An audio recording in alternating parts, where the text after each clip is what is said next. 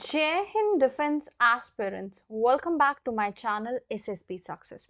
Today we are going to cover an important topic that was in the news, and it's about in a closer ties with the Gulf, a significant win for Indian diplomacy. It's very important for your upcoming SSP and AFSP in terms of GD and lecture. So let's get started with our topic. See context क्या है? आप prime minister Modi की gulf visit को देखिए। आज से कुछ साल पहले यूएई, जो कि एक मुस्लिम कंट्री है, वहां पर मंदिर का इनॉग्रेशन, वो भी इतने जोरों शोरों से, राइट, और इंडिया के प्राइम मिनिस्टर का पार्टिसिपेट करना, देखो कुछ साल पहले ये इम्पॉसिबल सा लग रहा था। उसी प्रकार एक और इंसिडेंट था जो कि आप सबको पता है, कतर इंसिडेंट। और कतर इंसिडेंट में क्या हुआ था, हमारे जो नेवी ऑफिसर्स थे उनको जो है वहां पे डेथ पनिशमेंट दी गई थी।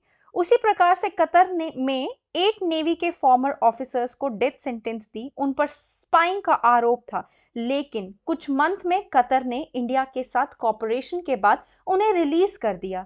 एक टाइम पर लोग ऐसे कह रहे थे कि कतर से इन ऑफिसर्स को रिलीज कराना इम्पॉसिबल सा है, लेकिन ये पॉसिबल हुआ। ये दोनों इवेंट्स ये शो करते हैं कि इंडिया के टाइज गल्फ कंट्रीज के साथ कितने स्ट्रांग हुए हैं। और ये जो है, हमने इसके लिए काफी मेहनत की है, राइट, और काफी मेहनत की है, इसलिए जो हमारे राइटर है इसको 5 फैक्टर्स के साथ जोड़ के इस आर्टिकल में बताते हैं, जिसकी वजह से इंडिया एंड गल्फ के रिलेशन काफी स्ट्रांग हुए हैं। पहला फैक्टर अगर हम बात करें, ठीक है, फर्स्ट फैक्टर इज डिप्लोमेटिक। यहाँ पे देखिए, जो फैक्टर किस पे डिपेंड है, ये फैक्टर डिप्लोमेसी के ऊपर डिपेंड है। इंडिपेंडेंस के बहुत सालों तक इंडिया के मिडिल ईस्ट कंट्रीज की अगर हम बात करें, इंडिया के मिडिल ईस्ट पर उतना फोकस नहीं था। एग्जाम्पल दिया जाता है किन का? एग्जाम्पल दिया जाता है यूपीए के रूल के टाइम पे। उस टाइम पे प्राइम मिनिस्टर थे मनमोहन सिंह। अगर हम प्राइम मिनिस्टर मनमोहन सिंह की बात करें, उनके 10 साल के टेन्योर में वो सिर्फ 4 बार मिडिल ईस्ट की विजिट पर गए, और जिनमें से 2 विजिट तो उन्होंने नॉन अलायंस समिट के लिए अटेंड की थी, जो कि एक कायरो में थी और दूसरी तेहरान में।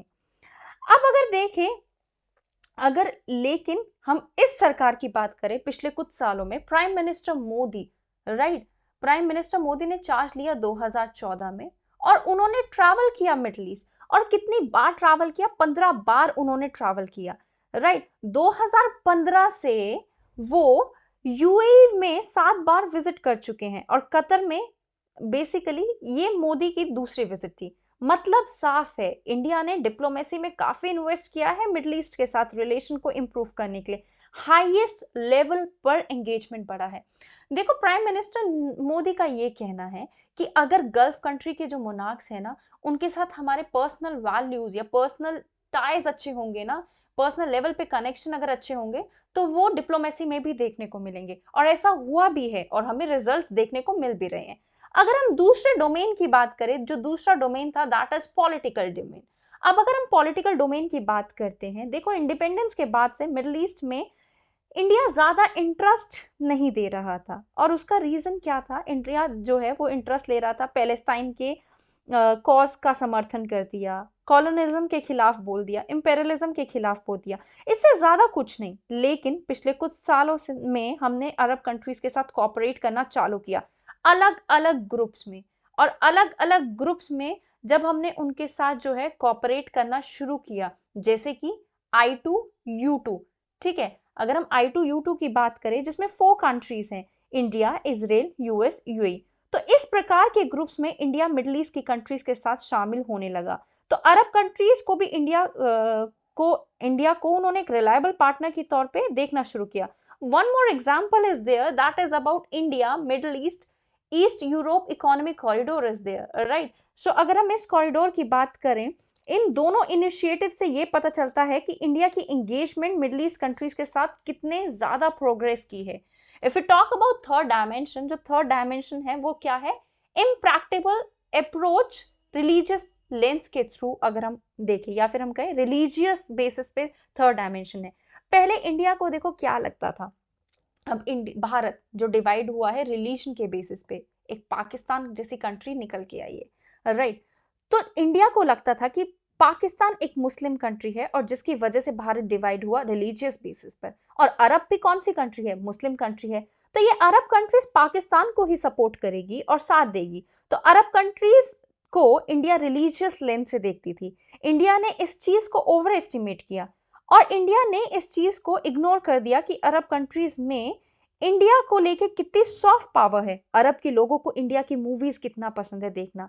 इंडिया ने पिछले सालों में पाकिस्तान ऑब्सेशन को क्या किया, सम सॉर्ट ऑफ डिस्कार्ड कर दिया, राइट। और उन्होंने अपने टाइज जो है क्या करने शुरू किए, स्ट्रॉन्ग करने शुरू किए, राइट। जब पूरी तरह जब ये पाकिस्तान एजेंडा को इग्नोर कर दिया गया, अब पाकिस्तान की प्लेस इंडिया ने ले ली। और अब रिजल्ट देखिए, जहां एक तरफ इंडिया के गल्फ कंट्रीज के साथ इतना जबरदस्त स्पेशल रिलेशन है और पाकिस्तान तो एंगेजमेंट के लिए तरस रहा है गल्फ कंट्रीज के साथ।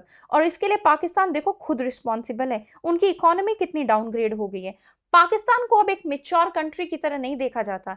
इसके बाद राइटर बोलते हैं, देखो यूएई में अबू धाबी में हिंदू टेम्पल इतने जोर शोर से इनॉग्रेशन, यहां हमें एक पॉइंट हम मिस कर रहे हैं, राइट। और वो पॉइंट क्या है, देखो जो लास्ट क्वार्टर था ना तुम्हारे 20th सेंचुरी का, कहाँ है, यहाँ देखो, हाँ यहाँ पे, सॉरी, जो लास्ट क्वार्टर था ना 20th सेंचुरी का, उस टाइम पे ना हुआ क्या था, वेस्ट एशिया काफी नेगेटिवली फेमस हो गया था।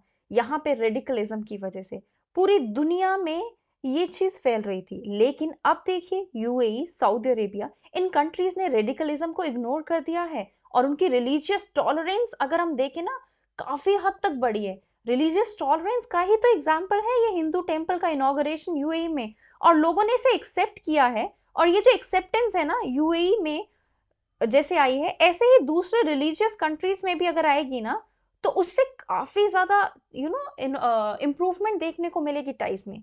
अपार्ट फ्रॉम दैट, चौथा जो है ना, अगर हम कहें फोर्थ डोमेन की अगर हम बात करें, फोर्थ डोमेन में इंडिया और अरब कंट्रीज के जो रिलेशनशिप थे ना, पहले वो क्या थे, डायरेक्टली या फिर हम कहें प्योरली ट्रांजैक्शनल थे, मींस कस्टमर एंड शॉपकीपर जैसा रिलेशन था। लेकिन ना अरब कंट्रीज ने पिछले कुछ सालों में खिलजी कैपिटल डिपॉजिट कर लिया है। अभी देखो मैं आपको बताती हूँ ये खिलजी कैपिटल होता क्या है।